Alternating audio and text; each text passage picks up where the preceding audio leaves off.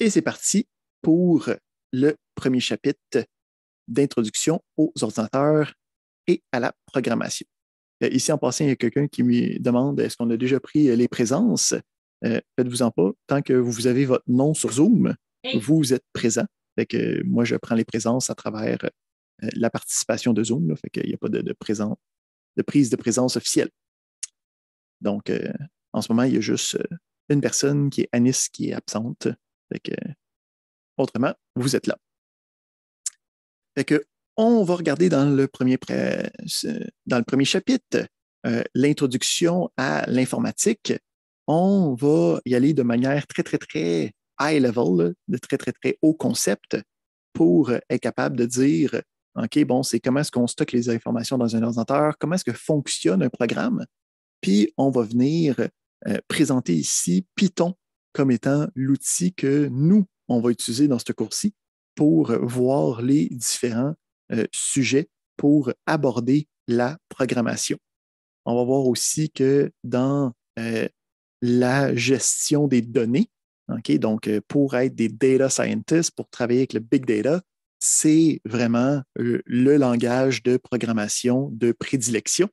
Donc, même si vous avez déjà des connaissances dans d'autres langages de programmation, ça va être intéressant de transférer ces connaissances-là en Python pour être capable d'œuvrer facilement dans le domaine. Donc, le principe, hein, c'est les ordinateurs, ça peut être programmé. On a le droit de leur dire qu'est-ce qu'on veut qu'ils fassent. Puis, ces différentes instructions-là, quand on les mélange ensemble, le principe, c'est que ça crée un programme. OK? Donc, c'est capable d'effectuer habituellement une ou plusieurs tâches simples. Puis, nous, en tant que programmeurs, ce qu'on va faire, c'est qu'on va concevoir, on va créer des algorithmes, puis on va programmer, concevoir, tester des programmes informatiques. Donc, avant ça, on appelait ça des informaticiens ou des concepteurs, analystes informatiques. Aujourd'hui, programmeurs ou développeurs, c'est les deux termes plus courants. OK?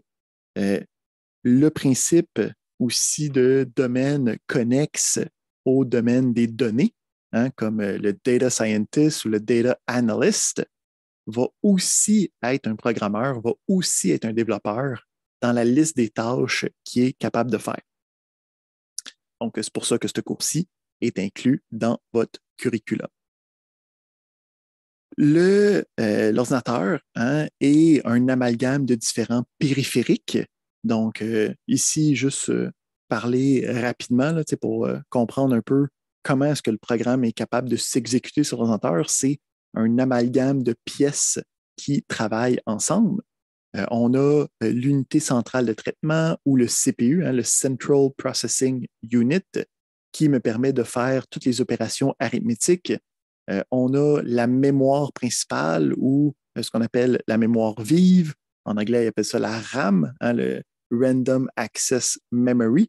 Donc, ça, c'est la partie qui va stocker les informations. C'est la mémoire principale.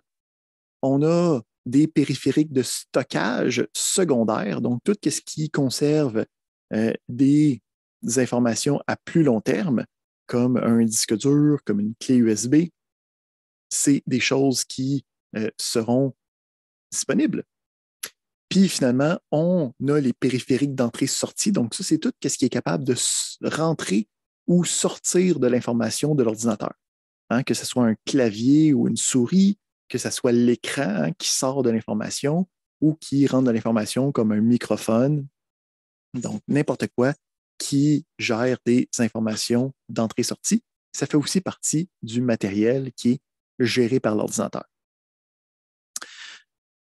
Si on parle du CPU, hein, c'est ce qu'on appelle le cerveau habituellement de l'ordinateur.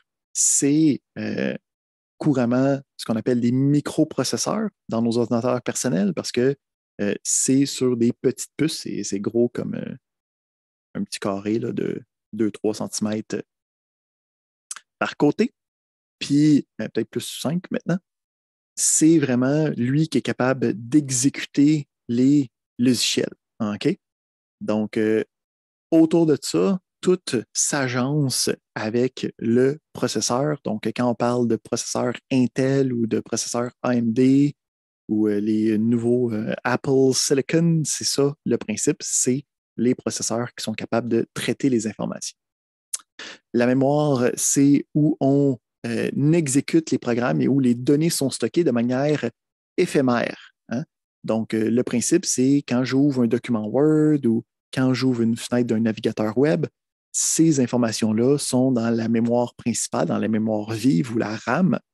Puis, si je tire la plug du mur, ben, ces informations-là disparaissent, ne sont pas sauvegardées par défaut. Mais ben, pourquoi est-ce qu'on a besoin de ça? Puis pourquoi est-ce qu'on ne pourrait pas faire que ça reste? C'est que le principe, c'est qu'en étant toujours activé électroniquement, là, ça nous permet que c'est très rapide. Donc, la mémoire volatile est très rapide. C'est pour ça qu'on l'utilise pour la gestion des programmes, pour la gestion des informations de calcul. On a les périphériques de stockage, donc les disques durs, les disques SSD, la mémoire flash ou les disques optiques, dans le temps qu'on avait des CD ou des DVD qu'on mettait dans nos ordinateurs. C'est plus exactement le cas. On pourrait même étendre cette technologie-là à le stockage sur le web. Okay? Donc, si on a un Dropbox, des choses comme ça fait aussi partie des périphériques de stockage. Donc, on parlait des périphériques externes, donc deux types, hein, les périphériques d'entrée puis les périphériques de sortie. Donc, les périphériques d'entrée, c'est quand moi, je veux rentrer de l'information dans l'ordinateur.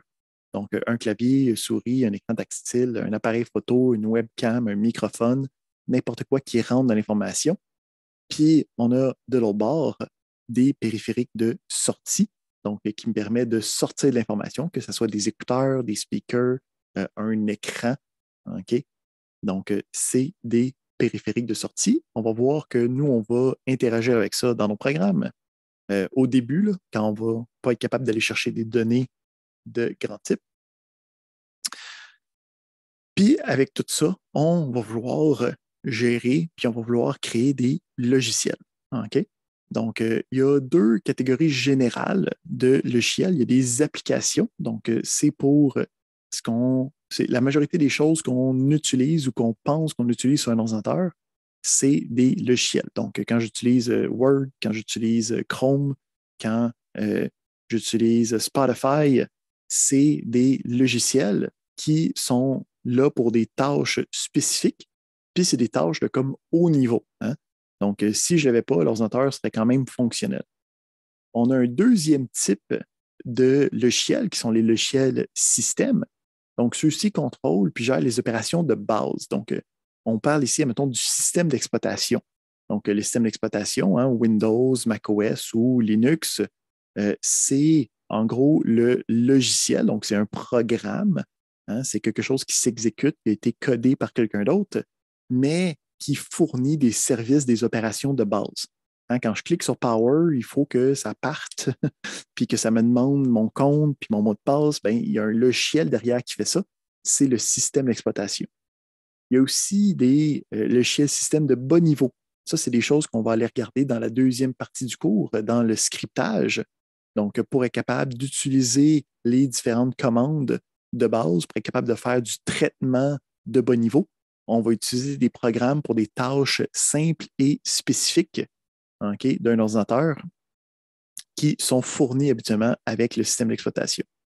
On a aussi de ce côté-là des outils de développement. Hein, donc, des applications de haut niveau, ben, on a des outils de développement qui vont nous permettre de créer d'autres logiciels. Donc, des langages de programmation, des environnements de développement, ces genres d'opérations-là. C'est bon, c'est bon. Donc, ici, il va toujours avoir un principe de stockage de données. Donc, c'est important de comprendre comment les ordinateurs stockent des données parce qu'il y a beaucoup de problématiques inhérentes à ces décisions-là qui ont été prises dans les années 80, dans les années 70, qui viennent avoir un impact direct sur comment est-ce qu'on va créer un programme, comment est-ce qu'on va traiter un problème par rapport à comment est-ce que l'ordinateur est capable de gérer cette information. Donc, ce qu'il faut comprendre, c'est qu'à la base, les ordinateurs, c'est capable de faire des impulsions électriques OK? Puis ces impulsions électriques-là, c'est capable de gérer soit des zéros, soit des 1. OK? Il n'y a pas de milieu entre les deux.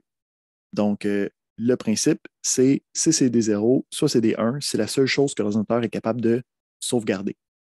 Mais à partir de ça, on est capable de construire des modèles, on est capable de construire notre compréhension de l'ordinateur pour être capable d'avoir quelque chose d'un petit peu plus lisible. OK?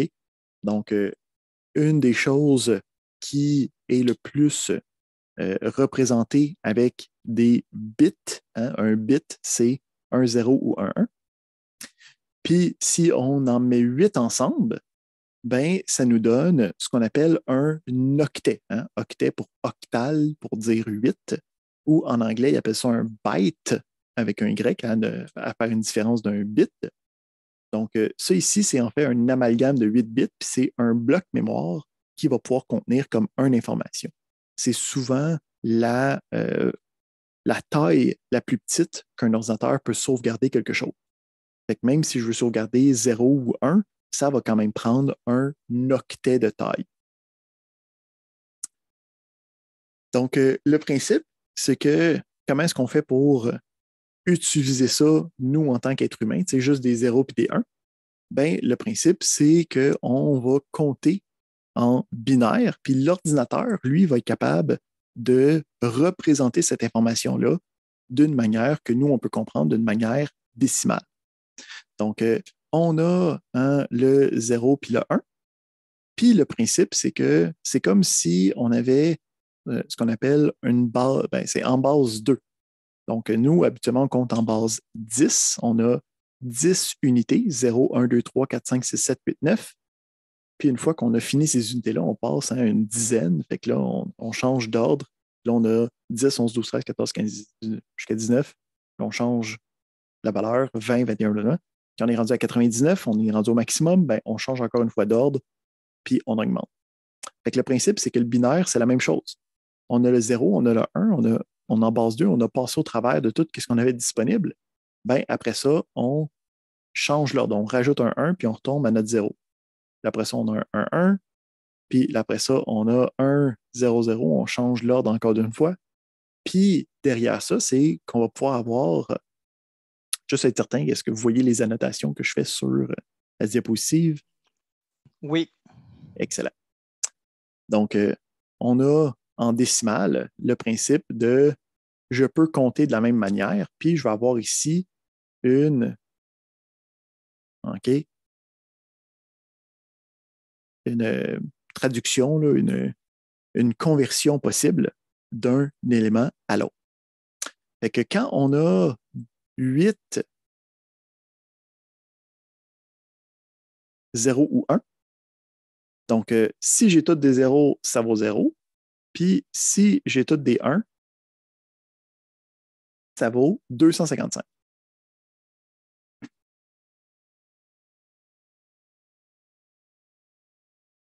Avec ça, on est capable d'avoir pas mal d'informations intéressantes.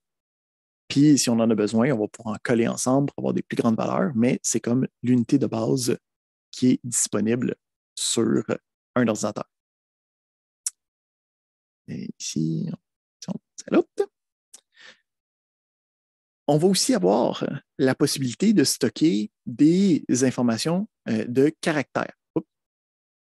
Donc, les informations textuelles, OK? Puisqu'on est à l'intérieur d'un ordinateur, on est juste capable d'avoir des 0 et des 1, on n'a pas le choix d'utiliser une méthode un peu à côté pour être capable de représenter des caractères en mémoire. Fait que, qu'est-ce qu'on va faire? C'est qu'on va utiliser une table de conversion, en fait. Fait qu'on va dire, ben, pour chaque lettre, pour chaque symbole, je vais avoir un chiffre, je vais avoir un nombre qui va représenter cette information-là. Fait que si j'ai le A, si j'ai le B, si j'ai le C, ben, le principe, c'est que moi, je vais dire ça, c'est un nombre précis, okay, que tout le monde sait c'est quoi. Puis, ici, c'est en fait, c'est 90, 91, 92, et ainsi de suite. Donc, le principe, c'est que ça, ici, cette table de conversion-là, c'est une table de conversion que tout le monde s'est entendu c'était quoi, puis on est capable donc de sauvegarder du texte, des symboles que nous, on reconnaît comme étant du texte, mais de manière numérique, pour que l'ordinateur soit capable de comprendre qu'est-ce qui se passe derrière. Donc, cette table de conversion-là, c'est ce qu'on appelle la table ASCII. Okay? Donc, quand on parle du code ASCII, c'est une représentation de nombres qui est reliée à des symboles. On va en rejaser quand on va regarder plus en détail les chaînes de caractères dans la partie de programmation, mais c'est un autre type d'information qui est stocké dans les ordinateurs. On a aussi le principe de nombre avancé. Donc, on avait le principe de 1 byte, 1 octet, c'est de 0 à 255, mais c'est un peu limitatif. Donc, si j'ai besoin d'avoir des très grands nombres, si j'ai besoin d'avoir des nombres négatifs, si j'ai besoin d'avoir des nombres fractionnaires, donc, il existe, encore une fois, des manières de représenter ça juste avec des 0 et des 1. Ce n'est pas dans le contexte du cours d'être capable de faire ces traductions-là. Il faut juste savoir que l'ordinateur est capable de faire cette conversion-là pour nous, mais que lui, derrière, il y a juste des 0 et des 1 qui sont utilisés. Il y a d'autres types de données qui sont stockées sur l'ordinateur. Donc, n'importe quelle donnée de médias, des images, des vidéos, c'est des choses qui sont stockées. C'est pas des lettres, c'est pas des nombres. Donc, il y a plein d'autres possibilités derrière. C'est pas des choses que nous, on va aller travailler trop. Donc, nous, on va quand même rester avec des fichiers de type plus typique, mais il faut se rappeler que c'est pas la seule chose qui existe, puis qu'il va en avoir d'autres dans notre vie. Parfait. On continue. On a ensuite le principe du fonctionnement d'un programme. Donc, quand nous, on va vouloir créer un programme, on va créer une série d'instructions qui va faire des opérations simples sur des données précises. Donc, ultimement, on va aller chercher des données de sets de données. Là, ça va devenir dans le domaine. Là. Au début, on va juste faire une saisie au clavier là, parce qu'on va commencer tranquillement. Donc, même pour effectuer un simple calcul, il faut comprendre que il y a plusieurs opérations qui sont faites dans l'ordinateur. Donc, même si je dis tape une valeur, tape une autre valeur, additionne les deux valeurs, puis affiche-moi le résultat, il y a des dizaines, des vingtaines, voire des centaines d'instructions que l'ordinateur doit être capable de faire pour faire la saisie, pour prendre l'information, pour l'envoyer à la bonne place, être capable de faire l'addition. Donc, c'est quelque chose qui est complexe, mais qui va être simplifié avec l'utilisation de langage de programmation. Donc, quand on exécute le programme, il va avoir une espèce de procédure en boucle qui va aller prendre la prochaine instruction, lire et décoder cette instruction-là, puis qui va aller exécuter cette instruction-là. Donc, notre code, notre programme qui roule sur la mémoire, l'information du programme est prise par l'ordinateur, décode l'instruction pour savoir qu'est-ce qu'il a besoin de faire, puis exécute l'opération quand il se termine. Ça ici, ce qu'on vient de voir, c'est le langage machine. C'est des 0 puis des 1, puis lui est capable de savoir que, bon, ben, si c'est 1, 1, 0, 1, 0, c'est une addition, puis là, les autres informations, c'est qu'est-ce que j'additionne ensemble. Nous, on ne va pas programmer avec ça. Il n'y a pas personne qui veut faire ce qu'on appelle du langage machine. Fait qu'on va voir comme un peu la hiérarchie de comment est-ce qu'on est capable de créer des programmes sans avoir à écrire ce programme-là. Donc, le langage machine, on a un langage qui s'appelle l'assembleur.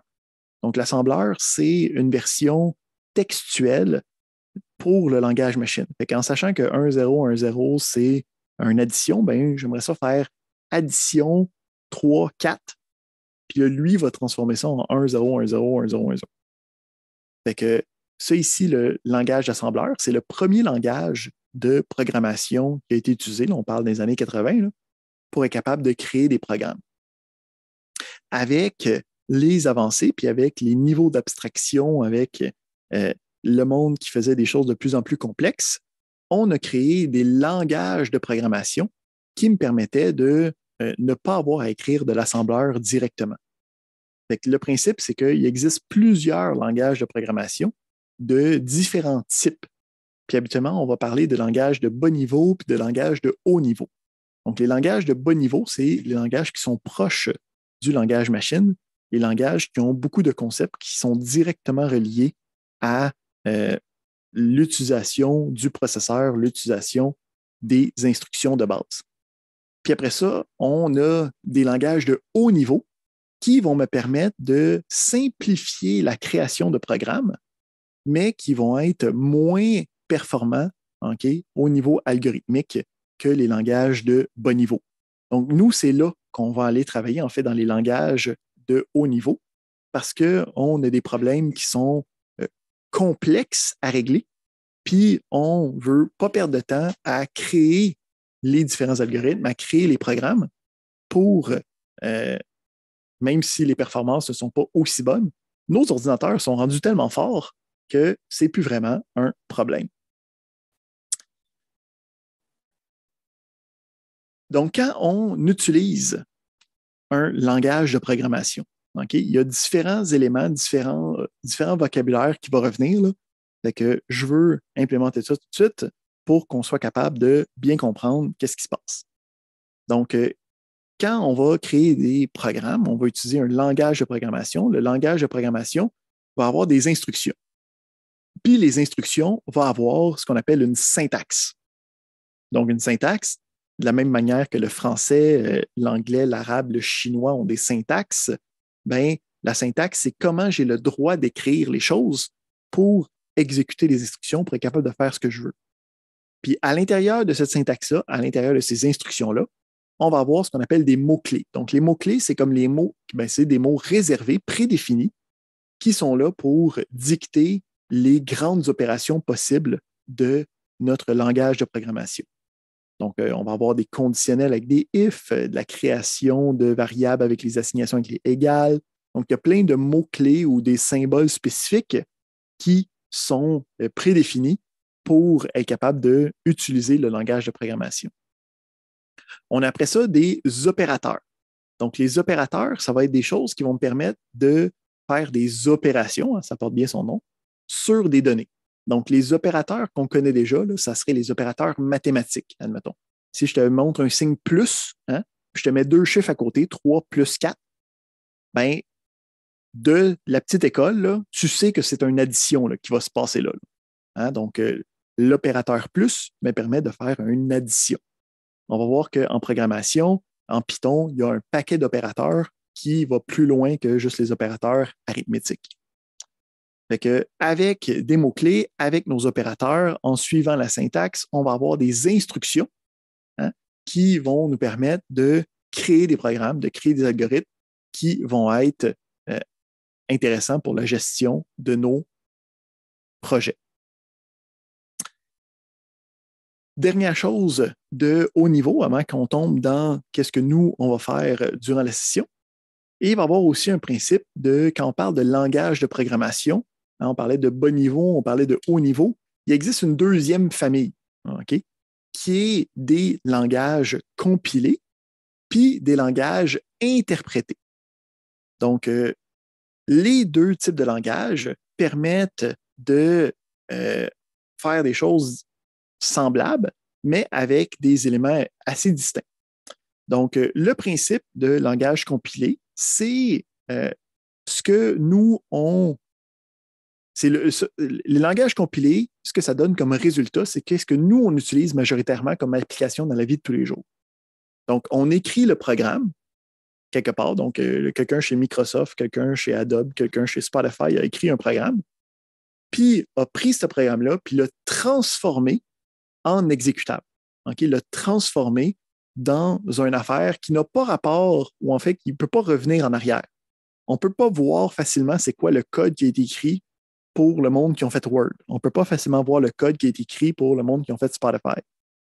Donc, le principe des langages compilés, c'est que le code source, qu'est-ce que j'ai écrit, se transforme dans un exécutable en code machine, Puis, ce code machine-là, je peux le redistribuer pour qu'il soit exécuté un peu partout. J'ai juste à télécharger l'exécutable de Word, puis ça va partir tout seul. Dans le monde des sciences, dans le monde de l'informatique, souvent, on va avoir quelque chose d'un petit peu plus dynamique. Okay? Parce que la problématique des langages compilés, c'est que s'il y a un problème, ben, je code, je le compile, j'attends, là, je le pars, je vois qu'il y a un problème, puis là, il faut que je repasse cette lignée-là, okay, à chaque fois. Il existe une alternative qui est ce que nous, on va utiliser avec Python, qui est les langages interprétés. Donc, les langages interprétés, c'est qu'on a le code source, puis on a un programme spécial, okay, qui est l'interpréteur. Donc, qu'est-ce qui est la problématique là, des langages interprétés? C'est qu'il faut télécharger, ou en tout cas, il faut avoir un interpréteur de prête, ce qui n'est pas tout le temps le cas. Okay? Donc, si je te dis roule quelque chose de Python sur ton ordinateur, ben, il faut que tu ailles télécharger Python pour être capable de le faire, ou en tout cas que tu ailles un moyen d'exécuter okay, l'interpréteur de Python. On va voir qu'il existe des outils en ligne là, qui nous permettent de le faire sans avoir à rien installer sur nos ordis. Donc, on n'aura pas besoin d'installer rien pour la session, là, mais ça va nous fournir un interpréteur. Donc, on va avoir les interpréteurs qui vont prendre notre code source, puis il va l'interpréter. Donc, lui, il va lire une ligne à la fois. Il va lire la ligne, l'exécuter, lire la ligne, l'exécuter, lire la ligne, l'exécuter. Fait que ça me permet de voir exactement quand est-ce qu'il y a eu un problème, okay, s'il y en a un. Puis si j'ai besoin de faire une modification, ben, je peux la faire de manière un peu plus dynamique pour être capable de gérer ça. Donc, ça ici, c'est la création de code source qui me permet de présenter ça dans notre... voyons.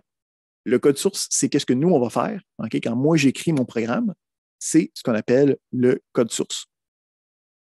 Puis, à l'intérieur de ça, souvent, la majorité des premières erreurs qu'on va faire, ça va être des erreurs de syntaxe. Hein? Donc, une erreur de syntaxe, on va voir que, puis il y a d'autres types d'erreurs, là. Ça va être le principe de j'essaye, l'interpréteur essaye de lire qu'est-ce que je suis supposé de faire, puis il ne comprend pas. Okay? Donc, c'est comme écrire une phrase qui n'a pas de sens. Donc, je veux parler que j'ai trouvé que le soleil levant était beau ce matin, puis là, je marque soleil beau levant ce matin. Puis là, tu es comme, OK, je n'ai pas compris ta phrase. Il y a comme les moments, mais la syntaxe n'est pas bonne. Tu ne suis pas les règles qu'on s'est définies en tant que peuple pour communiquer. Fait que nous, on va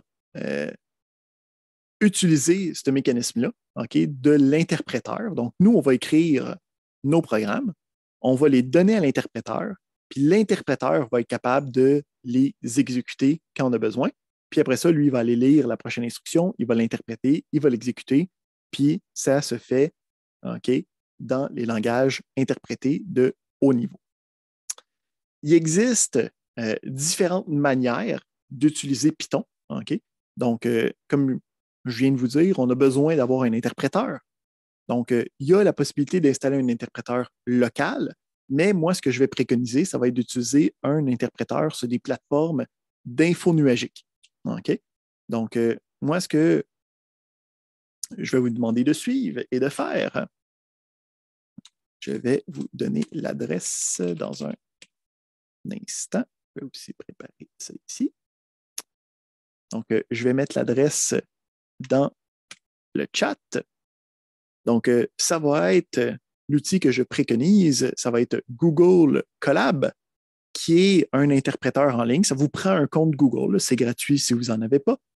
Puis, à partir de là, on a accès à un interpréteur de Python qui est directement en ligne, qui se connecte à une machine automatique, puis qu'on n'a pas besoin de configurer. Tout est déjà pré-configuré pour nous de manière facile et conviviale. Fait qu'avec celui-là, on est capable d'avancer assez bien.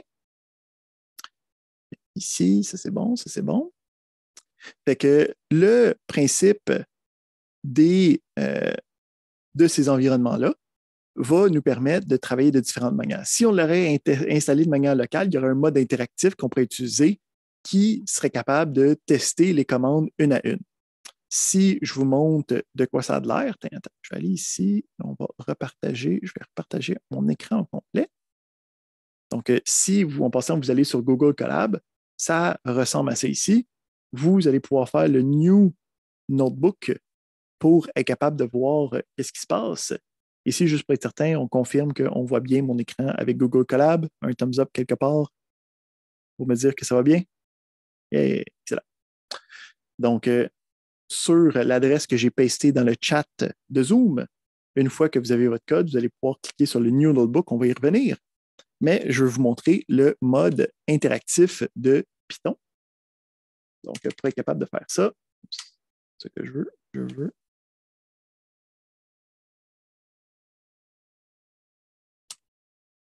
Comme ça. Et, fait que le mode interactif de Python, c'est un mode où je peux écrire des instructions quelconques, puis être capable d'aller les utiliser par la suite.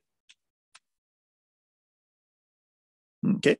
Donc, ça me permet de faire des opérations un peu à la va-vite quand j'ai besoin de tester quelque chose de simple et direct.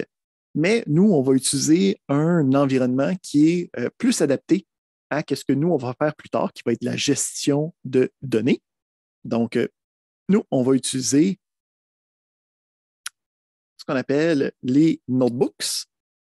Donc, les notebooks me permettent d'avoir un environnement qui va non seulement avoir du code, mais il va aussi avoir des cellules de texte qui va pouvoir expliquer c'est quoi la problématique, qui va pouvoir argumenter qu'est-ce qui se passe autour des problèmes que je suis en train de travailler.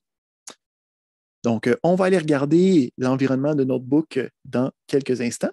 Mais avant ça, j'aime ça prendre des pauses. Donc, à chaque heure-ish. Donc, on est à la fin de notre première heure. Donc, on va se prendre une petite pause. Pendant la pause, ce que vous pouvez faire, c'est regarder dans l'environnement de Google Colab, cliquer sur le New Notebook. Là, OK? Ça va vous mettre dans l'environnement qui va être prête à passer au prochain chapitre du cours d'aujourd'hui. Donc, on se prend une petite pause.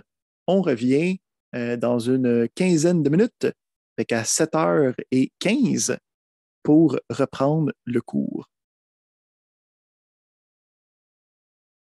Et c'est reparti pour l'enregistrement. Donc, on disait qu'on était sur Google Colab et sur Google Colab, on va utiliser ce qu'on appelle des notebooks Python.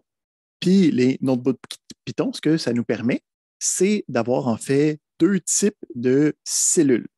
Donc, les premiers types de cellules, ça va être les cellules de code. On peut voir ici que les deux types qu'on peut racheter, une cellule de code, une cellule de texte. Puis, à l'intérieur, on va pouvoir mettre des instructions de Python, comme on pourrait avoir, là ici, j'en fais une très simple, OK? Où c'est que ça va exécuter. Là, le premier coup que tu pèses sur Play, on va voir ici que ça va se connecter à un ordinateur quelque part dans le nuage. Puis, une fois que c'est parti, ça me donne les résultats. Donc, si on fait, mettons, ce qu'on va voir tantôt, qui est de l'affichage, et que j'exécute ça, on voit ici le résultat de mon exécution. Donc, ça, c'est une cellule de code. Je vais pouvoir mettre plusieurs instructions à l'intérieur, puis l'exécuter à chaque fois que je veux. Je vais pouvoir aussi avoir une cellule de texte. Donc, une cellule de texte va utiliser l'environnement, le markup Markdown, qui est une série de règles qui permet de prendre du texte puis de mettre un peu des informations intéressantes avec. Donc, je pourrais dire ici, avec un tilde, que ça devient comme un titre, notebook du chapitre 2. OK? Puis, on peut voir ici à droite le résultat. Donc, ceci sont les exemples.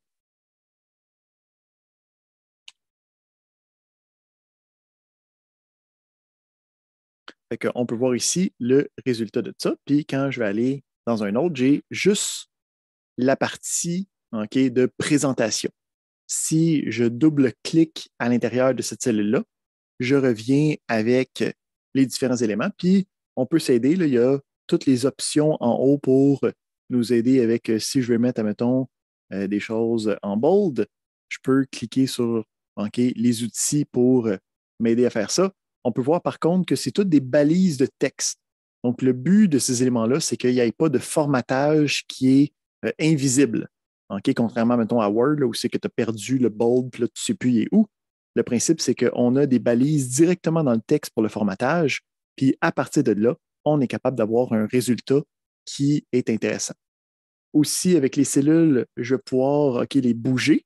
Donc, on a des options pour la détruire, on a des options ici pour la descendre ou la remonter. Donc, ça bouge son emplacement. Donc, on va pouvoir comme bouger les informations, mettre de la présentation derrière, puis être capable d'avoir des choses pas mal intéressantes avec ça.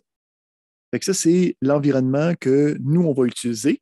Une fois que vous êtes dans l'environnement, si vous créez un nouveau notebook, vous pouvez toujours, quand vous allez retourner sur la page, donc quand je reviens sur la page, ça va me donner une liste des différents notebooks récents que j'ai utilisés. Puis je vais pouvoir voir qu'on a le chapitre 2, en tout cas que j'ai créé, qui va être disponible. Sinon, je peux aussi cliquer sur le Google Drive qui va avoir toutes les autres que j'ai créées auparavant. Je peux faire de la recherche avec les noms.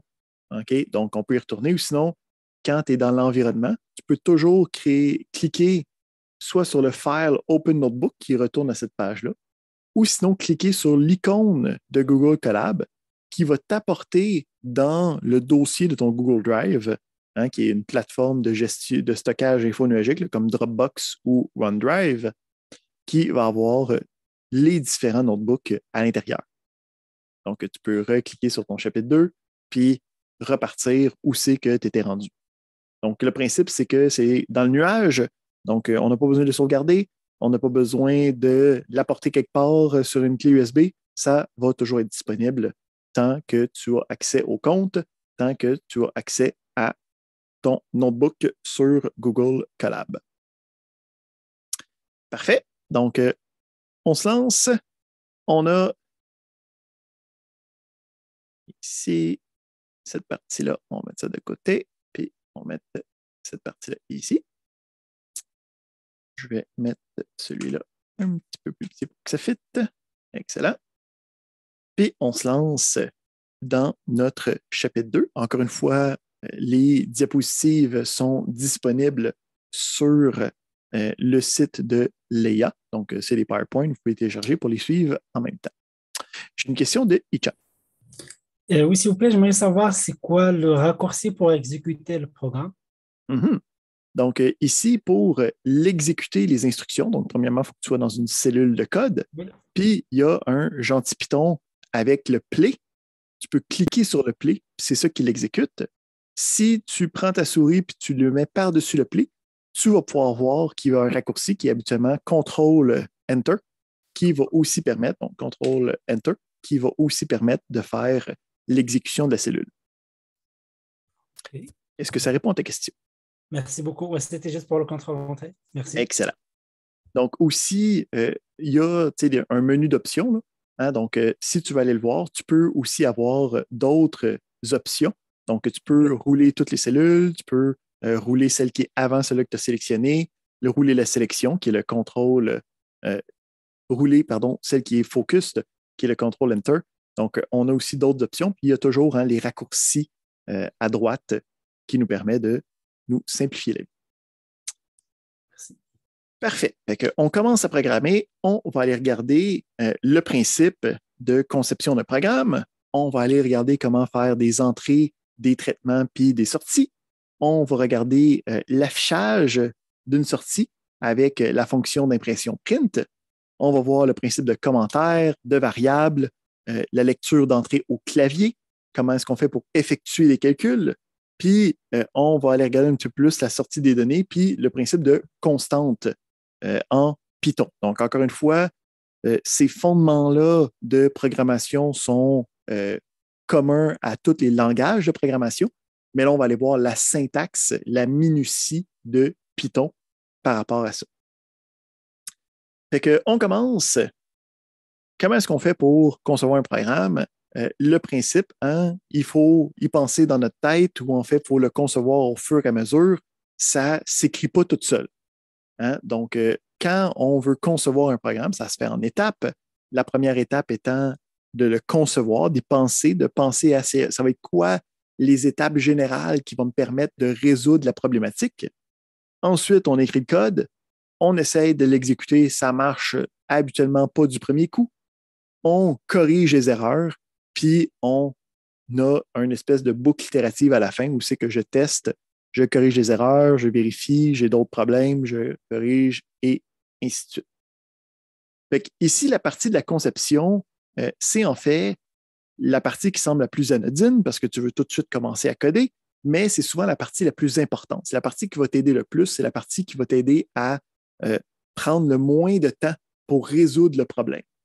Donc, ça va être important de s'attarder sur chacun des numéros, chacun des problèmes qu'on va faire, puis vraiment s'attarder sur les différents concepts qu'il faut résoudre dans le problème. Donc, souvent, ça va dépendre de qu'est-ce que vous êtes en train de faire. Donc, si vous êtes en industrie, ça va être de parler avec le client, de bien comprendre sa situation, de bien voir c'est quoi les différentes informations qu'il y a de disponibles, c'est quoi les informations qu'il veut aller chercher, hein, puis c'est quoi le processus habituel pour passer des informations qu'il y a aux réponses qu'il veut avoir. Parce que notre but, ça va être habituellement d'automatiser des calculs manuels ou des feuillets Excel qui sont beaucoup trop complexes pour rien. Donc, c'est ce genre d'opération-là que va venir en jeu la programmation. Ou sinon, de se poser des questions sur les contextes qu'on s'est fait donner, donc de bien identifier les différents points clés à l'intérieur des questions. Puis, on va avoir le principe d'exigence logicielle. Donc là, c'est un petit peu plus de haut niveau. Là. Quand on commence à travailler, ben, j'ai besoin de tel genre d'informations. Il va y avoir des documents qui vont décrire qu'est-ce que le programme est supposé faire dans pas mal plus de détails avant même qu'on ait écrit une ligne de code. Fait que, une des choses les plus importantes quand on est en train de penser à ça, ça va être de déconstruire la problématique en différentes tâches à faire. Donc, faire attention de dire, OK, ben, c'est pas juste de j'ai besoin de prendre les informations pour d'avoir le résultat. Tu sais, ça va être, OK, ben, avec les informations-là, je vais pouvoir couper ces deux colonnes-là. Une fois que je vais avoir coupé les deux colonnes d'informations, là, je vais pouvoir les combiner ensemble pour avoir un résultat. Puis ce résultat-là, en apportant une autre modification, je vais pouvoir avoir le résultat final que j'ai besoin. Puis, la plus grande tâche en informatique, c'est d'être capable de déconstruire un problème. Parce qu'habituellement, chacune des tâches d'un problème déconstruit sont quand même pas nécessairement faciles, mais accessibles. On est capable de les faire. Donc, la grande habilité, la grande expérience qui vient avec le temps, c'est d'être capable de déconstruire les différents problèmes pour être capable d'avoir quelque chose de tangible, de viable à construire. Fait que ce principe-là de déconstruire le problème en différentes parties pour être capable de bien le représenter après ça en code, ça va être ce qu'on appelle la création d'un algorithme. Donc, un algorithme, ça peut être dans ta tête, ça peut être du pseudocode écrit sur une feuille qui va décortiquer les grandes étapes de qu'est-ce que tu as besoin de faire. Fait qu'on a le pseudocode qui va nous permettre de créer les algorithmes. Donc, c'est pas du vrai code. Habituellement, c'est du pourparler ou en tout cas, il y a des concepts, mais tu ne fais pas attention à la syntaxe. Okay? Donc, le principe du pseudocode, c'est d'être capable de décrire tes idées sans être barré par la syntaxe d'un langage de programmation, sans être arrêté à chaque fois en disant ah oui, mais là, tu as oublié ton point-virgule. Ah oui, mais là, tu as oublié l'indentation. Ah oui, mais là, tu n'as pas le bon nombre de variables. Donc, c'est pour un peu dumper la logique de business, ce qu'on appelle l'algorithme, sans avoir à faire attention au langage de programmation. Donc, ici, il n'y a pas de règles formelles de pseudocode. Il y a beaucoup de monde qui écrivent dans leur propre version des choses. Le principe, c'est tu peux avoir ça dans un notepad, puis tu écris sans vraiment penser à qu'est-ce que tu as besoin d'avoir comme syntaxe formelle. On a aussi, puis ça va être beaucoup utilisé dans la présentation de concepts, le principe d'organigramme, parce que les programmes vont être séquentiels, donc la séquence des événements va être prédéfinie. Donc, on peut avoir ici une suite d'étapes avec des conditionnels, avec des boucles qui reviennent, qui vont avoir des homologues directs dans nos différents programmes.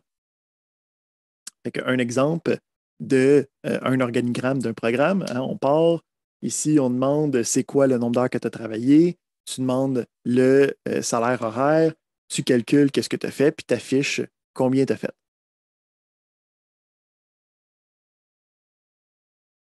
En général, quand on construit un programme, ça se fait en 3 étapes principales.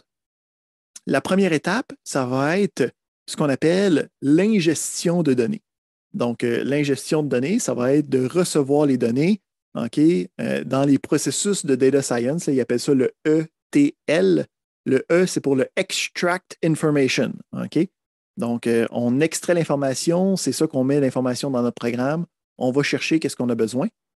Une fois qu'on a les informations qu'on a besoin, on peut les transformer. Donc, c'est dans le ETL, le deuxième, c'est le processus de modification des données, de faire les calculs, de trouver des nouvelles affaires, de trouver les réponses. Puis, une fois qu'on a ces éléments-là, on va avoir le processus de sortie, donc d'avoir un résultat, que ce soit un affichage, que ce soit sauvegardé dans un fichier, que ça soit envoyé sur un serveur web, que ça soit transféré même à un autre programme. Le principe de sortie, ça va être comme notre 3e étape fondamentale. Donc, la majorité du temps, ça va être toujours en 3 étapes. On pogne les informations, on travaille les informations, on sort les informations. Dans le processus, dans les termes du monde de la science de données, là, ils appellent ça des transformations. En fait, ils appellent ça le processus ETL, extract les données, transform les données, load les données quelque part. Donc, entrée, calcul, sortie. Fait que nous, on va aller regarder aujourd'hui des manières de travailler avec les entrées puis les sorties, qui vont être de bas niveau, parce qu'on n'a pas encore tous les outils dans notre trousse à outils. On commence là, à faire du Python. Donc, on ne va pas aller travailler avec des méga sets de données tout de suite. On va aller travailler avec des entrées-sorties qui vont être faites par l'utilisateur. Donc, soit que nous, on rentre nous-mêmes les informations au clavier, ou sinon que c'est affiché dans notre écran. Donc, on va commencer nos premiers programmes en travaillant avec la fonction print. Donc, la fonction print va être une fonction qui va nous permettre de faire notre 3e étape fondamentale, qui est l'affichage. Donc, premièrement, une fonction. Donc, c'est un bloc de code qui a déjà été fait par quelqu'un d'autre, puis qui peut être invoqué, qui peut être appelé quand on utilise le nom de cette fonction-là dans notre programme. Donc, c'est en fait qu'est-ce que j'ai fait dans notre premier bloc d'instruction ici, dans notre premier bloc de code. J'ai invoqué la fonction print. Puis, quand on veut utiliser une fonction, le principe, c'est qu'on donne le nom de la fonction. On va avoir des parenthèses. Oups, je ne vais pas le tasser de place. On va avoir des parenthèses. Puis, à l'intérieur des parenthèses, on va avoir ce qu'on appelle les arguments d'entrée ou les paramètres d'entrée, qui vont être les informations que la fonction a besoin. Puis, le principe, c'est que quand on a différentes instructions, si j'en ai plusieurs,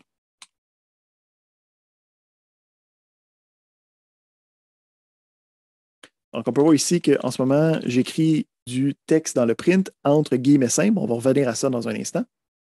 Mais ce qui est important ici de voir, c'est que j'ai 3 appels à la fonction print, puis les 3 appels se font de manière séquentielle. Donc, le premier est en premier, le deuxième est en deuxième, le troisième est en troisième. Donc, ça part d'en haut, ça s'exécute, puis ça s'exécute dans l'ordre d'apparition, dans l'ordre d'invocation. Fait que print est une fonction qui a besoin d'une chaîne de caractères. Donc, à l'intérieur du print, on va avoir ce qu'on appelle une chaîne de caractères littérale. Fait que le principe, c'est que quand je suis en train d'écrire du code, le code veut toujours dire quelque chose. Fait que ce soit l'appel d'une fonction, les parenthèses, c'est important. On va avoir plein de mots-clés réservés plus tard. Fait que quand je veux écrire quelque chose qui est littéralement du texte, qui ne fait pas partie du langage, qui ne fait pas partie des fonctions, qui ne fait pas partie plus tard des variables, comment est-ce que je fais pour dire à mon programme, comment est-ce que je fais pour représenter dans la syntaxe de Python que cette information-là, je veux que ça soit juste du texte. Fait que c'est ce qu'on appelle des chaînes de caractères, ou en anglais des strings, hein, pour string of characters, qui sont littérales. Donc, pour représenter du texte littéral en Python, il faut le délimiter avec les délimiteurs qui sont spécialement faits pour les chaînes de caractères, qui sont soit les guillemets simples ou les guillemets doubles. Donc, je peux utiliser les guillemets simples ou les guillemets doubles. Un ou l'autre fonctionne. Puis, on peut voir ici que quand je l'utilise, les guillemets disparaissent par la suite. Donc, c'est juste pour le délimiter à l'intérieur du programme pour dire, hey, ça, c'est pas du code, OK, c'est pas une fonction, c'est pas quelque chose de spécial, c'est juste littéralement du texte. Donc, on a les guillemets simples, les guillemets doubles. Dans d'autres langages de programmation, c'est juste un ou l'autre. En Python, c'est n'importe quel des deux. Tant que le premier est le même que celui à la fin, on n'a pas de problème. Donc, pourquoi est-ce qu'on voudrait avoir deux versions? Ben, c'est en fait si je veux utiliser un dans l'autre. Donc, si j'ai un print de SLU, hein, pour un slang, ben, le principe, c'est que le délimiteur, si j'aurais utilisé les guillemets simples, il serait arrêté trop vite parce qu'il aurait comme trouvé le délimiteur en plein milieu, puis ça aurait cassé ma fonctionnalité. Donc, on peut utiliser les d'autres délimiteurs. Il existe aussi, si on veut utiliser les deux à l'intérieur, les triples éléments. Donc, ceci, c'est par, je dis, méga. Donc, ici, on a un exemple où j'aurais besoin, mettons, des guillemets simples et des guillemets doubles à l'intérieur. Fait que là, je ne peux pas utiliser les délimiteurs normales de guillemets simples ou guillemets doubles. Fait que je peux utiliser les triples guillemets simples ou les triples guillemets doubles pour être capable de représenter n'importe quelle chaîne de caractères. OK? Donc, c'est dans le cas spécial où tu aurais besoin des deux. On peut aussi utiliser les triples pour avoir des sauts de ligne. Donc, par défaut, les sauts de ligne, ce n'est pas quelque chose qui est souvent permis, là. Mais avec les triples guillemets, on est capable d'avoir des sauts de ligne. Si j'essaie de faire des sauts de ligne autrement, ça va me donner une erreur, OK, de syntaxe en disant, ouais, tu as arrêté ici, là, mais tu n'as pas le droit, là, OK, parce que tu étais juste à l'intérieur d'une chaîne de caractères normale. Donc, on a ici l'utilisation de notre fonction print. On a l'utilisation de chaînes de caractères qui utilisent ce qu'on appelle des chaînes littérales qui sont délimitées par des guillemets simples ou des guillemets doubles. On a ensuite le principe de commentaires. Donc, les commentaires en programmation, ça va être des lignes de texte qui ne seront pas exécutées par notre programme. Donc, premièrement, si on veut, dans nos instructions, on peut aussi avoir des sauts de ligne vides, okay, des instructions vides. Ça va passer par-dessus comme si de rien n'était. Mais souvent, avec le code, on va vouloir avoir des commentaires, okay, du texte qui va être pour un autre être humain ou pour nous-mêmes dans le futur, pour être capable de mieux comprendre ce qui se passe, pour être capable de mieux comprendre les idées derrière le code. Donc, on est capable d'utiliser le hashtag, le dièse, pour être capable de dire que l'instruction, en fait, le texte sur cette ligne-là, ce n'est pas une instruction, c'est juste un texte laissé pour un autre être humain. Donc, on voit qu'il y a de la colorisation qui se fait automatiquement aussi dans l'éditeur, qui est d'un gentil vert forêt pour indiquer que, hey, ce n'est pas une instruction qui va être exécutée. On peut aussi mettre des commentaires après une instruction. OK? Mais on ne peut pas le mettre avant parce que ça va penser que ça fait partie du commentaire. Donc, les commentaires vont exister pour être capable de mieux commenter, hein, qu'est-ce qui se passe à l'intérieur du code si j'ai une tournure un peu bizarre ou si j'essaie de faire différentes opérations une à la suite de l'autre. Je vais vouloir mettre des commentaires pour bien expliquer pourquoi est-ce que je faisais telle instruction, dans quel ordre je les ai utilisées, pourquoi est-ce que ça m'amenait vers ma réponse. Parfait. Fait que là, on a le principe de je suis capable d'afficher des choses, je suis capable de commenter des choses. Le prochain pilier fondamental de programmation, ça va être le principe de variable. Donc, une variable, ça va être une valeur qui va être stockée en mémoire, puis qui va pouvoir être réutilisée par notre programme. Donc, le principe de variable, c'est quelque chose que je vais pouvoir euh, sauvegarder, puis qui va être dynamique à l'intérieur du programme. Donc, comment est-ce que ça fonctionne? On va avoir ici,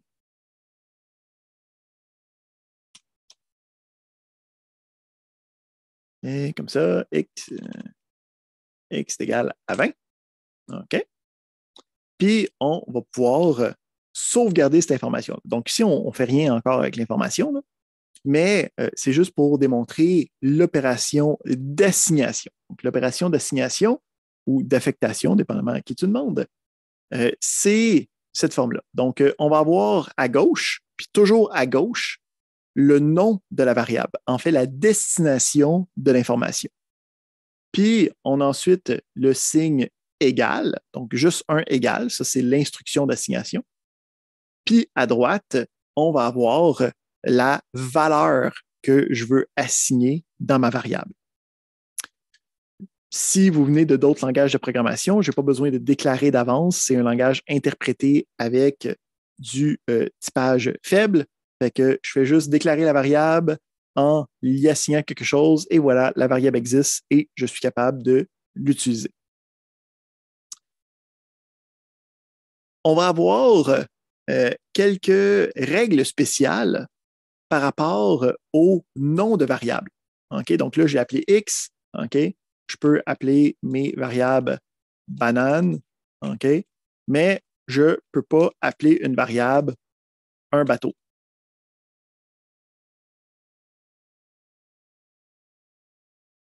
Donc, X, banane, ça marchait, mais un bateau est égal à 20, ça ne marche pas.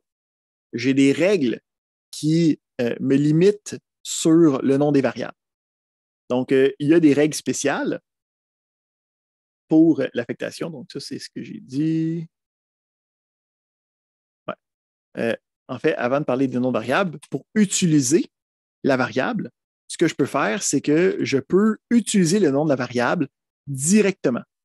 Donc, ici, je pourrais dire print banane. Ici, point important, on a le nom de la variable qui n'a pas de guillemets, hein, parce que ce n'est pas le texte banane que je veux aller écrire, c'est le contenu de la variable banane que je veux aller utiliser. Fait ici, quand je fais mon print banane, je peux voir que j'ai mon print hello world, j'ai mon print salut, puis après ça, j'ai le print banane qui affiche 100.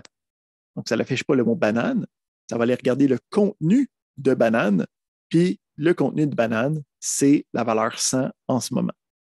Donc, c'est important de faire la distinction à quand est-ce que j'utilise des guillemets ou pas.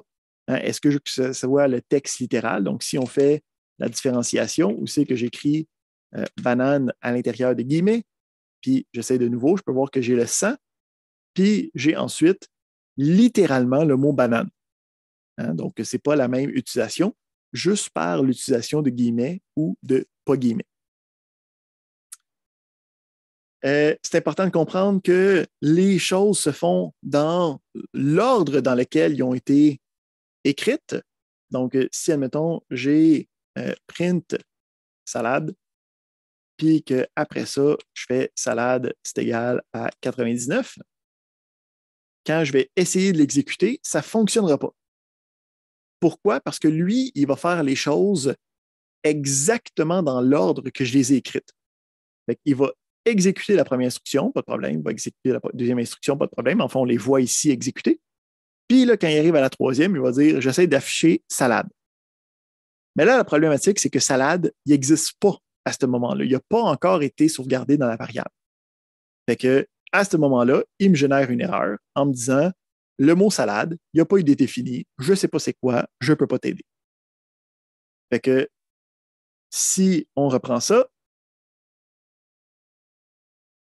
peux mettre salade. Puis, qu'est-ce qui est intéressant, c'est que des variables, ben, c'est variable, qui le cru. Donc, si je modifie puis je fais une nouvelle assignation, donc je pars avec mon salade, il va y avoir 99, puis après ça, dans ma salade, je mets 38. Ben, je vais avoir 99 le premier coup et 38 le deuxième coup. Donc, ça, c'est l'utilisation de variables. Là, on va aller voir les noms de variables. Qu'est-ce que j'ai le droit de faire? Donc, j'ai le droit d'avoir comme nom de variable n'importe quoi qui n'est pas un mot-clé. Donc, les mots-clés, en fait, on va les voir au fur et à mesure. Là, c'est si ça apparaît en bleu, c'est que c'est un mot-clé. Fait que, mettons ici, j'écris def, ben, je peux voir que def, c'est un mot-clé, il est en bleu. OK? Donc, je n'ai pas le droit que ce soit un non-variable. Si on va aller toutes les voir, là, on peut les chercher. Donc, Python tree, c'est les keywords. Donc, si je veux savoir c'est quoi une liste des différents keywords, il y en a une quarantaine, je pense. Donc, ça ici, c'est tous les différents mots-clés que je ne peux pas utiliser comme nom de variable. OK? Fait class, break, await, else, accept, finally, for, from, global, is, lambda, try, return, pass. Donc, ça, c'est tous des mots-clés que je n'ai pas le droit d'utiliser. Ils vont apparaître en bleu directement quand je vais essayer de les utiliser. Je n'ai pas le droit d'avoir des espaces dans mon nom de variable. Fait que en fait, ça va être seulement des lettres, des chiffres ou le underline, le trait de soulignement. Donc, on va avoir le droit d'avoir des lettres, des chiffres. Fait que si je voudrais avoir une variable qui s'appelle un bateau, ça serait quelque chose plus comme ça, un bateau. Ou sinon, on va aussi utiliser ce qu'on appelle le camel case, qui va faire en sorte que les variables vont être en minuscules, mais quand je voudrais changer de mot, j'utilise, OK, puis ici, en passant, dans les variables, on peut avoir d'autres informations, là, comme des variables qui sont fractionnaires. On peut même avoir du texte à l'intérieur, mais le principe, c'est un nom de variable qui est correct. J'ai le droit aussi d'avoir des chiffres. OK? Mais j'ai le droit d'avoir des chiffres autres que dans le premier caractère. Donc, le premier caractère doit obligatoirement être une lettre. Ça, c'est bon, ça, c'est bon. Faire attention aussi, sont sensibles entre les majuscules et les minuscules. Donc, une variable qui a une majuscule à quelque part, ce n'est pas la même chose qu'une variable qui a juste des minuscules. Puis, un point important de convention, c'est que la variable doit refléter son utilisation, son contexte. Donc, dépendamment de la problématique que tu es en train de faire, tu veux utiliser un nom de variable qu'on dit qui est significatif, qui a rapport avec qu'est-ce que tu es en train de traiter dans le problème. Parfait. Donc, avec Python, on est capable de faire des prints de différents éléments. Donc, ici, j'ai banane, mais je pourrais avoir plusieurs éléments qui vont être séparés par des virgules à la place. Donc, on peut ici avoir banane, puis je pourrais avoir ici le mot ananas à la place. Donc, dans l'utilisation du print avec plusieurs paramètres, j'ai le principe du print, j'ai le principe j'ai une première affaire que je vais afficher, j'ai une deuxième affaire que je vais afficher, puis lui, ce qu'il va faire, c'est qu'il va prendre les deux, il va mettre un espace entre les deux, puis il va afficher les deux de manière collée sur la même ligne. On peut voir ici que pour chaque print, on avait habituellement un print par ligne. Donc, on est capable d'avoir autant d'informations qu'on voudrait à l'intérieur de ça. Ce n'est pas un problème. Donc, on peut voir ici, je peux les aligner autant que j'ai besoin pour être capable de faire des affichages qui peuvent être intéressants. Ici, pour ceux qui sont un petit peu plus poussés en programmation, le principe des variables, c'est géré automatiquement par l'interpréteur. Donc, je n'ai pas besoin de désallouer les choses, ça s'alloue automatiquement. C'est quelque chose qui est automagique. OK? Une autre affaire qui est importante à comprendre, c'est que la variable va avoir un type d'information. Donc, jusqu'à présent, on a utilisé des valeurs numériques, mais on peut avoir des variables qui vont contenir du texte, par exemple. Il y a des variables qui vont contenir des valeurs numériques fractionnaires. Il y a des variables qui vont contenir des valeurs booléennes.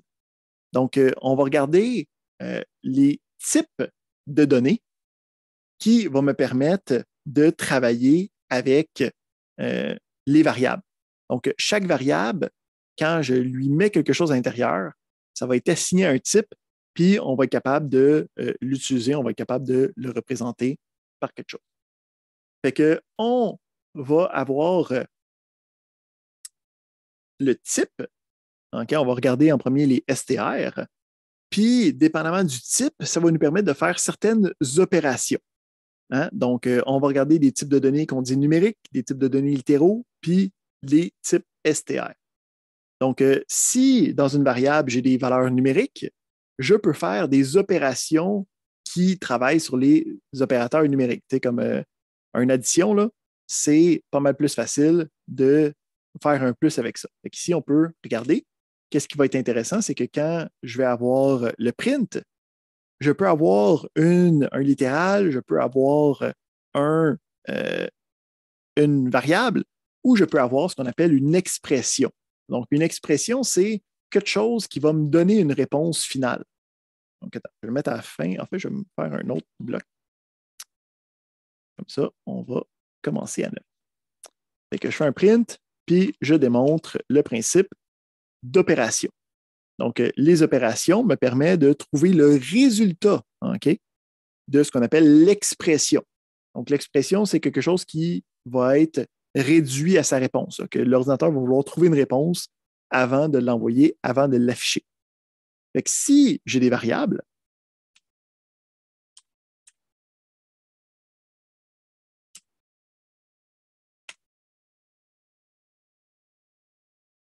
on va pouvoir sauvegarder ces informations-là.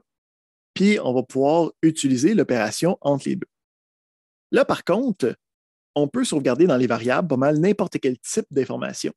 Donc, ici, si j'ai le X qui est égal, bien, je peux avoir le Z qui est égal à mon nom de famille.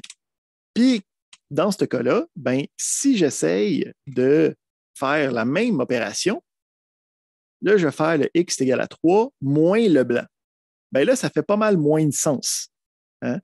Donc, on voit ici qu'au Z, ça me donne une erreur qui me dit je ne suis pas capable de faire un moins entre les deux.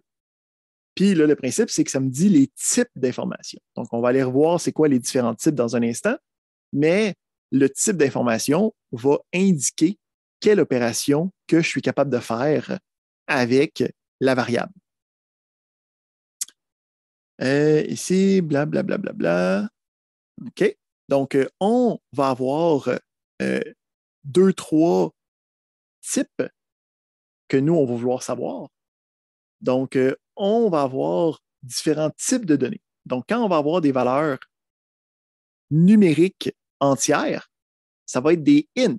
En fait, c'est ça qu'on vient de voir ici. Là. Le premier, c'est le int. Le x, c'est un int.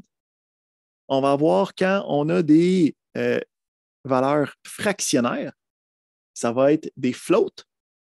Puis, quand ça va être des valeurs textuelles, ça va être des str. OK? On va avoir aussi des valeurs booléennes qu'on va voir plus la semaine prochaine. Donc, des booles qui vont être true ou false. C'est le dernier type qu'on va voir, mais on se le garde pour un petit peu plus tard. Fait que là, on est capable de faire des choses intéressantes. Okay? On est capable de faire de l'affichage, on a le principe d'expression, on a le principe de gestion d'assignation, on a le différents types de données possibles.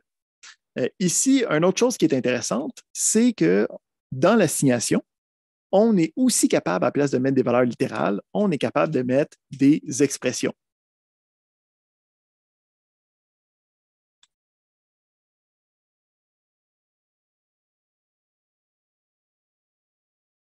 Okay? Donc, on est capable de prendre des expressions puis les mettre à droite d'une assignation. Ici, j'ai une question qui demande comment est-ce que je fais pour vider la fenêtre. Donc, quand tu as une erreur quelconque, soit tu peux le rerouler avec de nouveau code, ça va l'effacer, Ou sinon, si tu fais un clic droit dans la cellule, tu as l'option de Clear Output qui va te permettre de cleaner la partie qui est possiblement problématique. Laisse-moi savoir si ça répond à ta question, puis c'est ce que tu cherchais. Et ici, on est bon, parfait. Fait qu'on est capable d'afficher des choses, on est capable de commencer à faire des calculs. Là, ce qui va nous rester à faire, c'est d'être capable de prendre des informations de l'extérieur, en fait, de nous-mêmes. Donc, quand on va rouler le programme, on va vouloir que ce soit dynamique, puis on va vouloir faire ce qu'on appelle une saisie d'informations.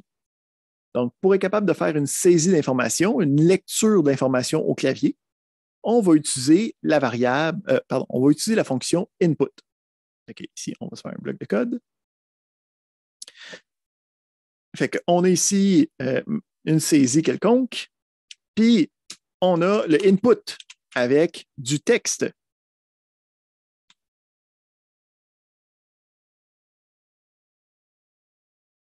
Fait que comment est-ce que ça va fonctionner quand j'exécute ce bloc-là? Le input va me donner un moment d'interactivité dans le programme. Fait que quand j'exécute ça, je peux voir premièrement que ça roule, puis ça roule, puis ça roule, là, parce que c'est en train d'attendre les informations. Puis je peux voir que dans la partie d'affichage, ça me donne une fenêtre de saisie. OK? Donc, je peux moi-même écrire quelque chose pour que ça donne un résultat. Là, qu'est-ce qui s'est passé? C'est que ça l'a pris, qu'est-ce que j'ai écrit ici, puis c'est venu faire l'assignation par la suite. Donc, ici, si je fais le print, texte saisi.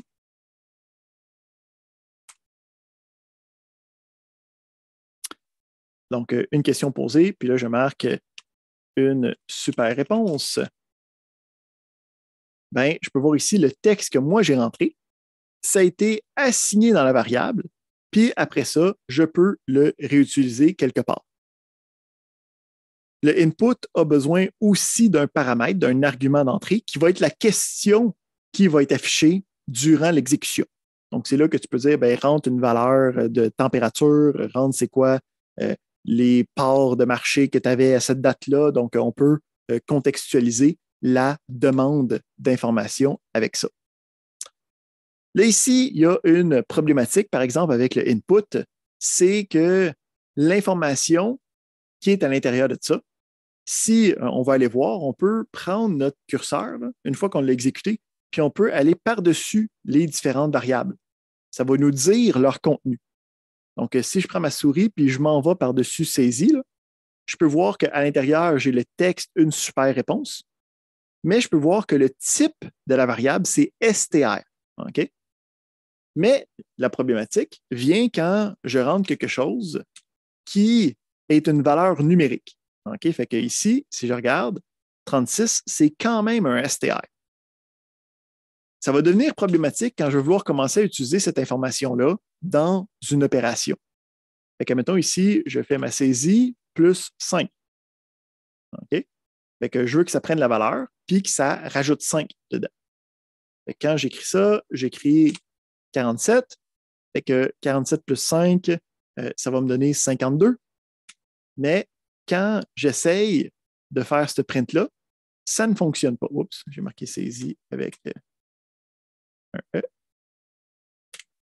Ça ne fonctionne pas pour la bonne raison, ce coup-là.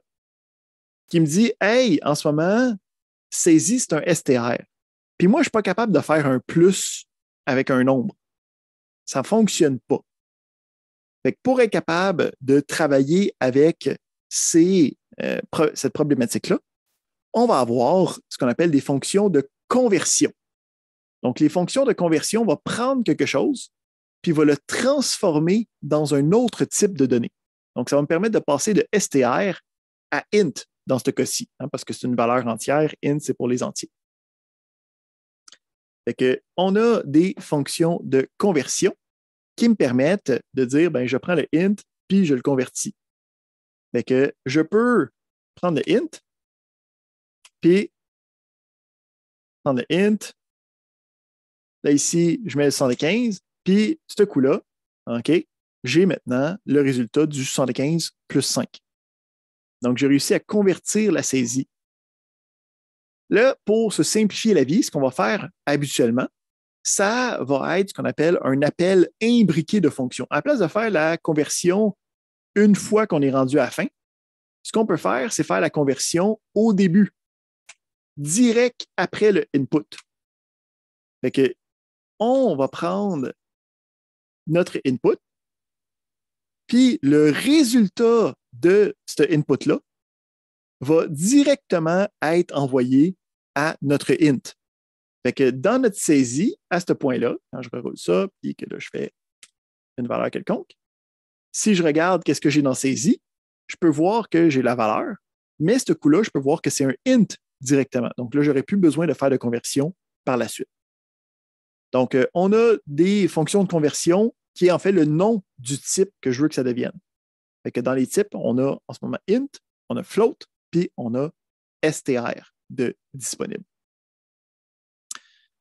Donc, on vient de voir qu'on peut faire des calculs.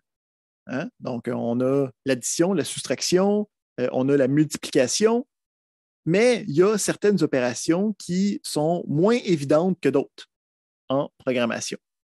Donc, on va avoir quelques opérations qu'on va aller regarder ensemble pour voir certaines choses intéressantes. Bon, premièrement, on a la possibilité de faire des divisions. OK? Donc, 3 sur 8, OK, ça me donne la partie fractionnaire, tout va bien. Mais on a un deuxième type de division qui va être OK, la division entière. Donc, si je fais une division normale, ça me donne. Ah, là, j'ai tombé pile dessus. On va mettre. OK. Donc, ça me donne 6,857, blablabla. Bien, la division entière, ce que ça va venir faire, c'est que ça va tronquer la partie fractionnaire. Fait que si on va voir la différence, j'ai 6,85 blablabla. Puis avec ça ici, ça me permet d'avoir juste le 6. Donc, c'est tronqué, c'est pas arrondi. Hein? Donc, on fait juste couper la partie fractionnaire avec la division qu'on dit entière. On a d'autres opérations qui vont venir dans les priorités d'opération. Hein? Donc, le principe de priorité d'opération mathématique reste les mêmes. On a les parenthèses. On va avoir l'exposant, la puissance. Donc, la puissance utilise le double étoile. Donc, admettons que je veux faire 2 à la 4. Je peux écrire 2 étoile étoile 4. OK, puis ça me donne 2 à la 4.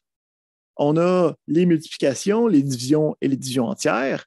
On a l'addition puis la soustraction. Puis, on a aussi le modulo.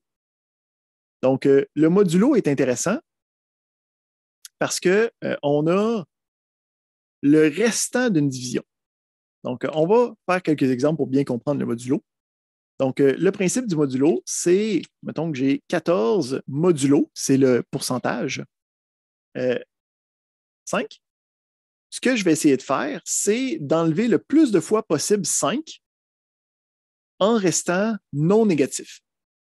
Fait que si j'essaye d'enlever, je vais le mettre en commentaire, si j'essaye d'enlever une première fois 5, il me reste 9.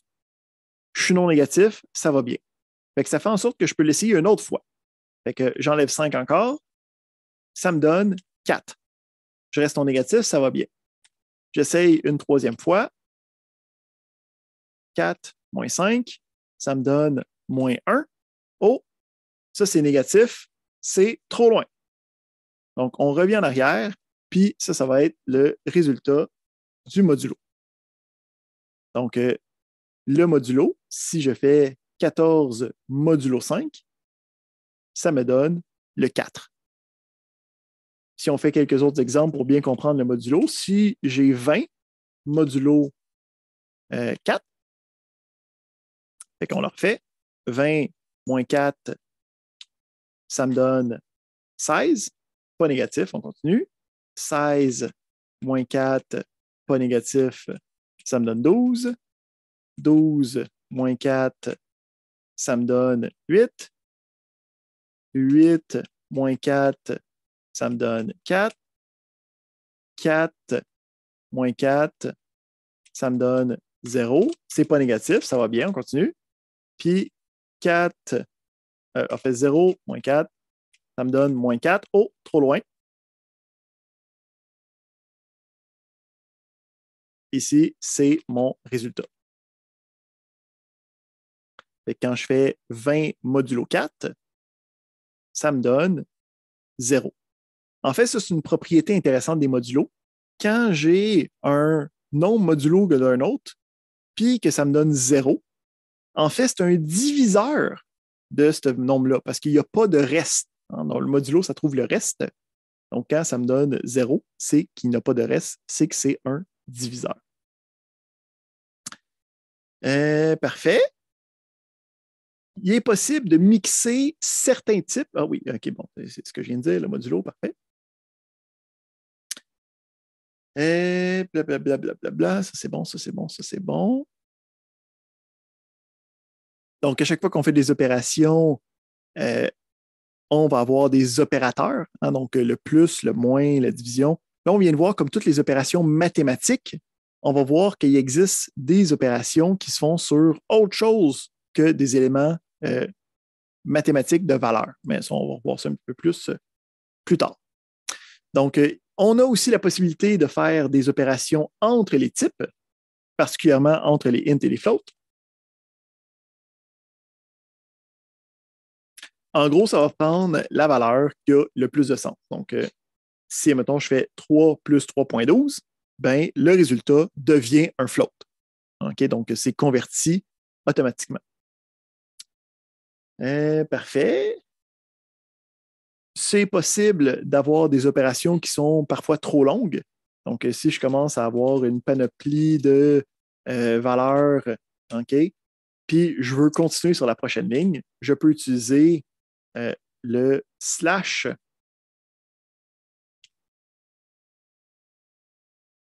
En fait, le backslash pour continuer l'opération sur la prochaine ligne.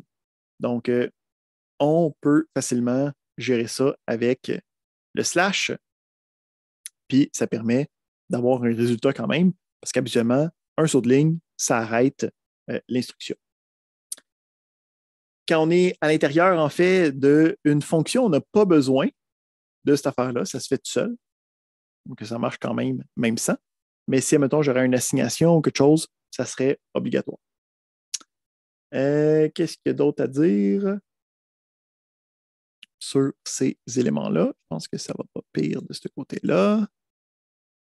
On a des options spéciales. Donc là, ici, on commence à tomber dans des choses qu'on ne voit pas dans d'autres langages de programmation, qui vont être des paramètres nommés. Donc, on a vu que quand je fais print, je peux avoir différentes valeurs. Puis, quand je fais afficher ça, automatiquement, lui, il met un espace. En passant, moi, je mets des espaces pour la visibilité, mais ce n'est pas ce qui se passe dans le résultat. Donc, lui, il va juste prendre chacun des paramètres et il va juste mettre un espace entre chaque. On me demande ici de reprendre la partie avec le slash, pas de problème. Donc, ici, quand j'ai des longues opérations, fait qu'ici, je fais une méga longue opération, puis on voudrait avoir le reste sur la prochaine ligne. Fait que j'aimerais ça faire plus 9, plus 10, plus 11. Mais quand je vais essayer de faire ça, il va dire hey, tu n'as pas le droit là, de continuer sur la prochaine ligne. Donc, si je veux continuer sur la prochaine ligne quand même, je peux mettre le slash pour y dire hey, je n'ai pas fini l'instruction, elle va continuer sur la prochaine ligne. Je fais ça pour la lisibilité seulement. Là. Ça n'a pas de fonction à l'intérieur du code. C'est seulement pour ne pas avoir quelque chose qui est long comme mon bras. Quand on est à l'intérieur des parenthèses d'une fonction, c'est implicite que tu peux continuer sur l'autre ligne. Donc, tu n'as pas besoin de le mettre.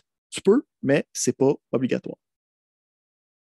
Laisse-moi savoir si c'est mieux expliqué cette fois-là pour qu'on puisse bien comprendre ce qui se passe. Excellent. Donc, on revient à notre print. on voyait qu'on a des espaces par défaut. Mais qu'est-ce qui arrive si ce n'est pas des espaces que je veux avoir? Donc, je peux avoir ce qu'on appelle des paramètres nommés. Donc, les paramètres nommés en Python, c'est un peu comme un paramètre qui va être comme une variable. Donc, il va avoir un mot qui est reconnu par la fonction. Là. Donc, la fonction print a été faite pour avoir un paramètre nommé qui s'appelle sep pour separator. Puis, à partir de là, je peux ajouter quelque chose d'intéressant qui va remplacer le délimiteur. Donc, entre les différentes valeurs, habituellement, tu avais un espace. Ben là, moi, je dis, je veux avoir une virgule à la place.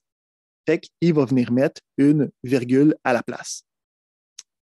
Même principe, si j'ai un print, puis on avait vu qu'entre chacun des prints,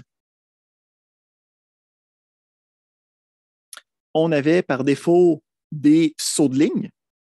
Ben, moi, si je ne veux pas un saut de ligne, je peux mettre un paramètre nommé qui s'appelle end, puis à la place d'un saut de ligne à la fin, je veux un espace. Qu'est-ce qui va se passer? Il y a le salut, il y a un espace, puis après ça, il y a le bonjour de la case suivante. Donc, on est capable d'avoir à l'intérieur du print, puis en fait de plusieurs autres fonctions, ce qu'on appelle des paramètres nommés. Donc, les paramètres nommés, il faut tout le temps qu'ils soient à la fin. Okay, donc, après les paramètres qu'on appelle positionnels ou les paramètres normaux.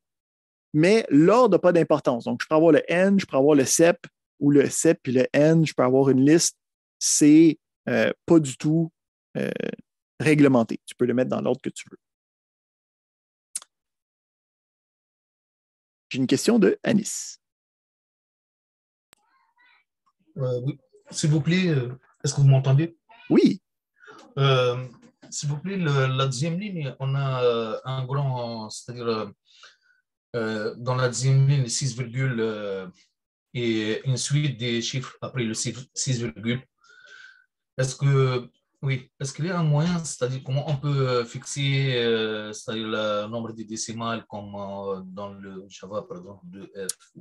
Oui, on va voir qu'il y a une fonction de mise en forme. Tu vois dans mes pensées, c'est en 2 diapos. Fait que je vais garder ta question en suspens pour en rejaser dans quelques instants. Mais c'est une excellente question, on va le voir. Super. Fait que, autre chose qu'on va aller voir avant d'aller voir la mise en forme, on va aller regarder des caractères spéciaux.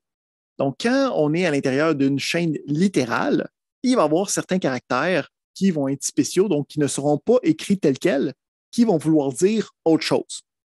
Donc, on va avoir plusieurs caractères qui vont être précédés d'une barre oblique inverse, donc le backslash, qui va nous permettre de générer des caractères spéciaux qui ne représenteront pas littéralement qu'est-ce que j'écris dans la chaîne de caractères.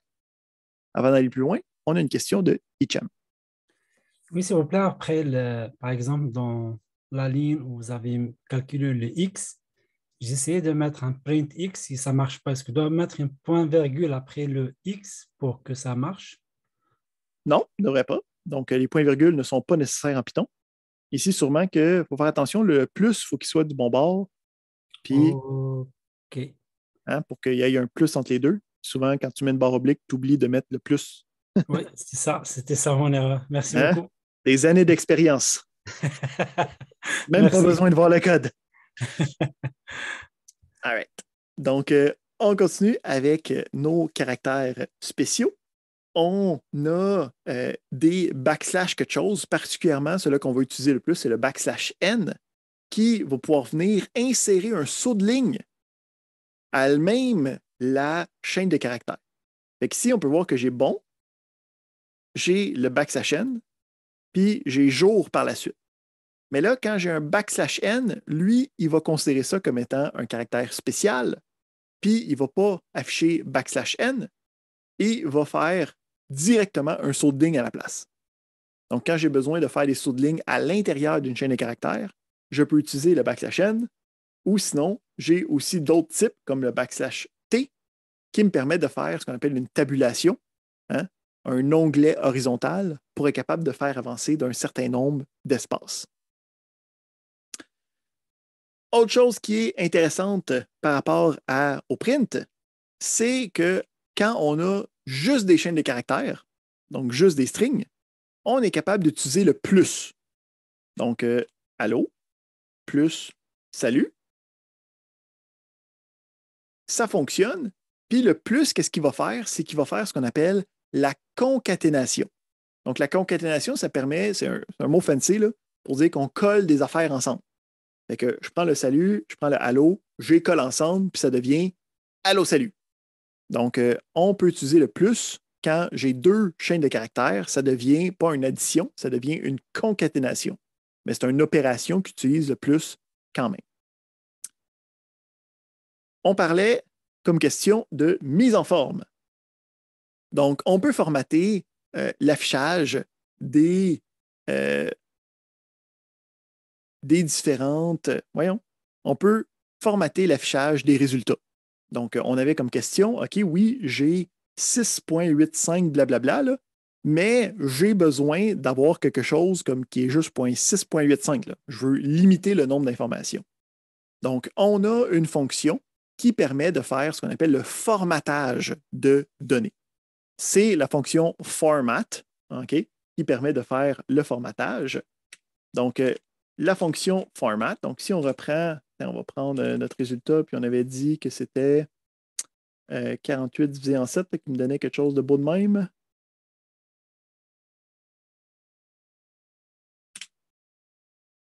Puis là, le print, à la place d'afficher directement, ben, on va faire afficher res un premier coup, juste pour voir que c'est bien ça.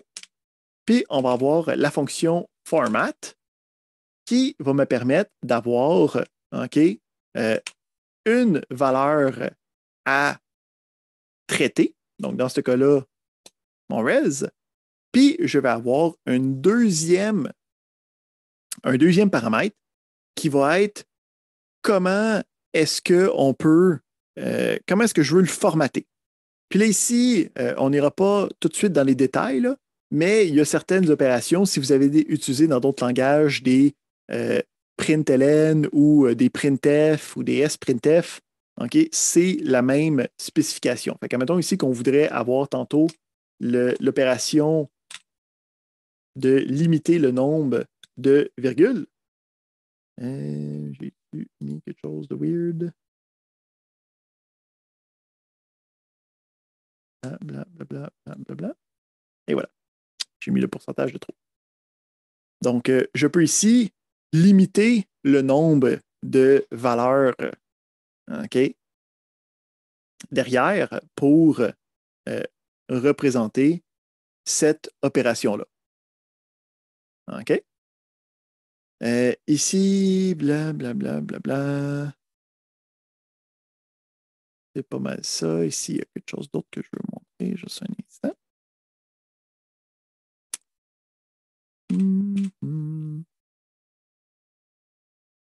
Ça ici. Il y a d'autres manières de le faire, mais pour l'instant, je vais juste vouloir montrer celui-là, je pense, pour se simplifier la vie. Ouais. Parfait. Donc, on a le principe de mise en forme. Ça, c'est bon, ça, c'est bon, ça, c'est bon. Parfait.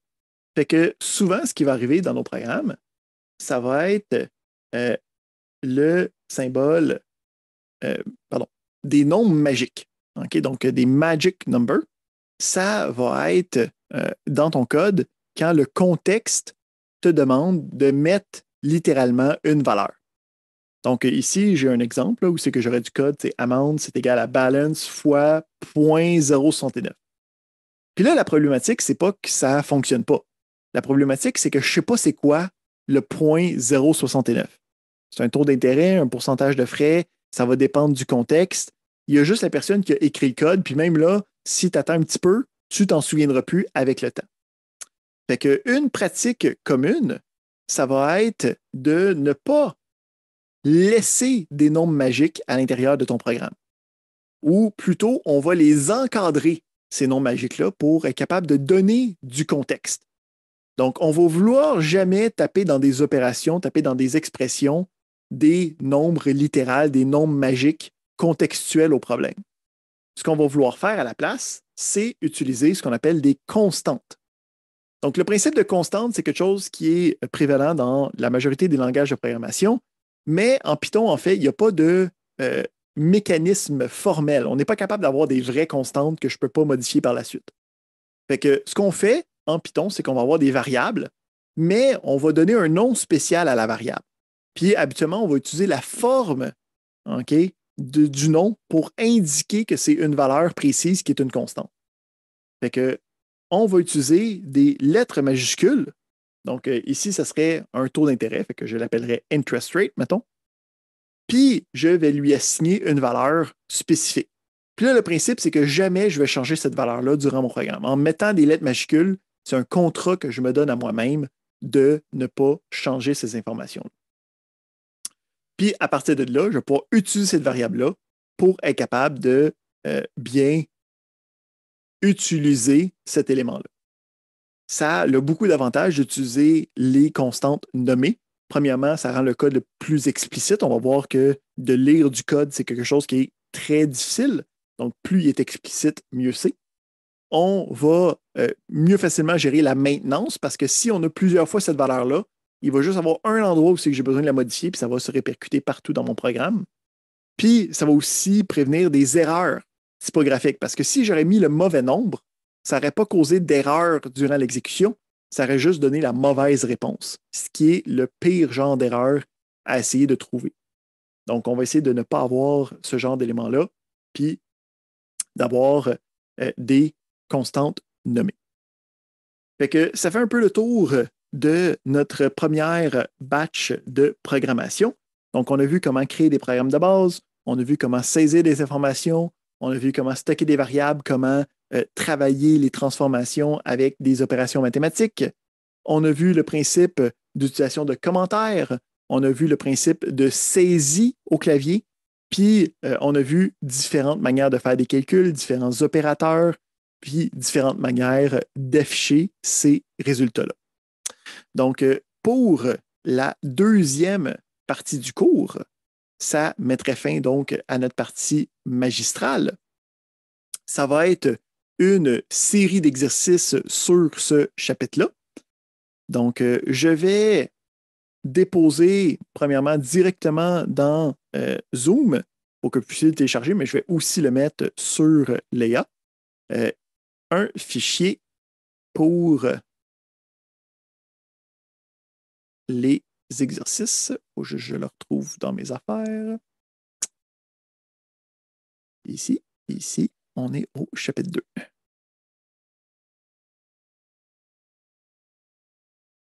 Et voilà. Donc, je viens de le mettre dans le chat. Je vais aussi le mettre sur Léa dans quelques instants. Donc, ce fichier-là, c'est un fichier .md. Donc, c'est un fichier texte, en fait, c'est un fichier Markdown que vous pouvez ouvrir dans lequel il y a les différentes questions. Vous allez voir dans le programme, là, vous allez souvent ouvrir un paquet de différents fichiers de différents types. Puis, ce que je vous conseille, c'est d'avoir un éditeur de texte qui est versatile, qui s'appelle Visual Studio Code. Donc, je vais vous envoyer le lien à l'instant même dans le chat. Donc, Visual Studio Code va être capable de lire pas mal tous les types de fichiers texte, d'être capable de les interpréter, puis d'être capable d'avoir de la colorisation de base pour être capable de mieux comprendre ce qui se passe à l'intérieur. Donc, si je vous montre ce fichier-là dans Visual Studio Code,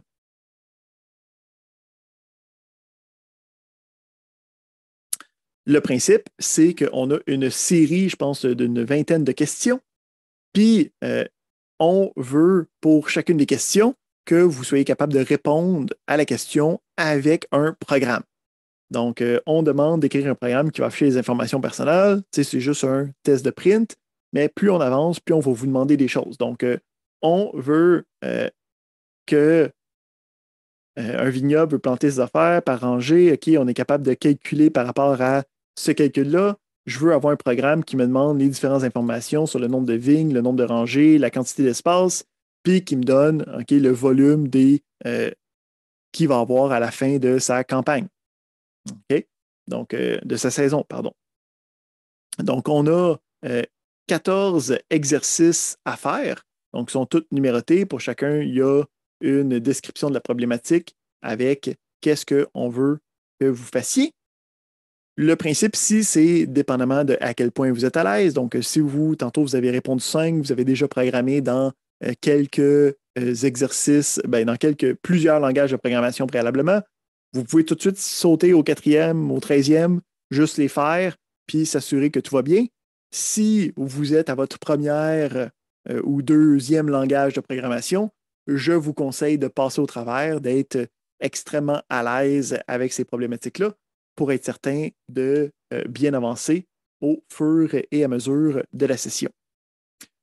Donc, je vais déposer ça aussi sur Leia. Donc, on ne s'est pas rendu au chapitre 3, c'est correct. Je l'avais juste mis en préparation. C'est ça qu'on va attaquer la semaine prochaine avec sûrement le chapitre 4 et possiblement le chapitre 5. Pour les exercices d'aujourd'hui, c'est des exercices formatifs. Ce que ça veut dire, ça, c'est qu'ils ne seront pas notés. Vous n'avez pas besoin de les remettre une fois que vous avez terminé. On va ensemble faire la correction de les derniers exercices la semaine prochaine, fait que genre les exercices 13-14 ensemble pour s'assurer que les connaissances sont bien acquises au fur et à mesure. Fait que ça serait la fin de la période magistrale. Est-ce qu'il y a des dernières questions, interrogations avant que je termine l'enregistrement puis qu'on passe à la période de travail personnel? Adjuger une fois, adjuger 2 fois. Une question de Jama? Oui, j'ai une question. En fait, dans le fond, c'est la partie exercice. Oui, Fait qu'on s'arrête en fait, au 14, c'est ça? oui, il y en a 14. Fait que tu ne peux pas vraiment t'arrêter, c'est juste t'es ça toute faite. Ah, il y en a juste 14. Ok, Ouais. parfait. Puis, dans le fond, Visual Basic, dans le fond, je suis sur le point de le télécharger. Fait que je clique sur je comprends, je comprends et j'accepte le terme du contrat. Oui, c'est ça. Là, tu fais juste cliquer next, next, next, next, next. Là, les options de Ok, base sont pas très bien. besoin de cocher. Ok, parfait. Good. Merci. Excellent. Donc, parfait, fait que ça fait le tour des questions. J'ai une autre question de Sergio. Oui, le petit programme on a installé, comment il fait ouvrir le fichier? Parce que je l'ai installé, mais il ne trouve pas le fichier que je viens de télécharger. OK. Je ne sais pas où tu l'as téléchargé, là, donc quand tu as cliqué dessus, j'ai fait mon fichier avec sûrement quelque part, ouais, c'est ça. Fait que le principe, c'est quoi? que dans lui, tu peux faire File Open. Hein, puis là, tu vas pouvoir aller le chercher puis ouvrir le point MD. Puis tu vas pouvoir avoir la série d'exercices. Est-ce que c'était ça tes questions par rapport à... C'était ça. Ah, là, il le voit. OK, merci. Super. Merci. Parfait. Donc, j'ai une autre question de base. Oui. Est-ce qu'on utilise toujours le cloud? Il n'y a pas un environnement pour travailler? Si tu veux avoir un environnement local à la place de Google Colab, c'est ça ta question? Oui, oui. J'aimerais bien un environnement local. Tu peux aller chercher un environnement local qui s'appelle Anaconda. Donc, Anaconda, c'est une distribution de Python avec un environnement qui va être très semblable à Google Colab. Puis, tu as juste besoin de télécharger le Community Edition, qui est la version gratuite. Puis, une fois que tu vas avoir téléchargé Anaconda, laisse-moi te montrer de quoi ça va avoir de l'air quand tu le pars.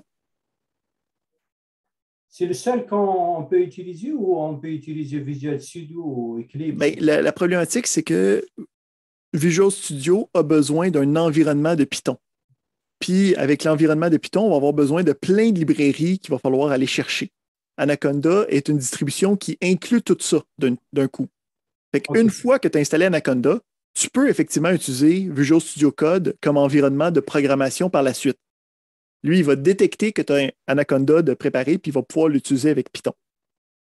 Autrement, tu peux aussi utiliser une fois que Anaconda est installé. Puis en fait, pardon. Excusez-moi. Dans Anaconda, si tu regardes, lui-même va pouvoir juste partir Visual Studio Code. Il sait que c'est un des environnements de programmation de base. Mais il y a aussi Jupyter Lab. OK? Donc, Jupyter Lab, c'est la version locale de l'environnement de Google Colab. Donc, ça roule en ce moment dans un navigateur, là, mais ça roule sur ton ordi quand même. Puis, à partir de là, on peut aller chercher les... ici, je n'ai pas le notebook, mais tu peux partir un notebook, puis tu vas avoir les cellules de code, tu vas avoir les cellules de texte. C'est le même principe. C'est juste que l'interface est un peu différente. Fait que si tu veux l'installer localement, il y a ça aussi de disponible. Fait que je vais mettre le lien dans le chat de Anaconda au besoin. Parfait. Et on va déposer les exercices du chapitre 2 en ligne dans la partie Python. Fait que on est bon pour les questions. On va arrêter l'enregistrement, puis après ça, on va se préparer. Oh non, j'ai une autre question de Hicham. Oui, s'il vous plaît, concernant le Visual Studio, est-ce qu'on a besoin d'un compilateur pour exécuter le code de Python? Par exemple, si j'aimerais créer un script sur... Oui, c'est ça. Ici, le Visual Studio Code, ici, c'est juste pour ouvrir les exercices que je gère pour l'instant. C'est comme le Notepad, par exemple? Exactement, mais version tonifiée pour informaticiens. OK, merci beaucoup. Ici, je m'en vais là. Je dépose les exercices du chapitre 2. Parfait. Super. Fait qu'on arrête l'enregistrement pour l'instant.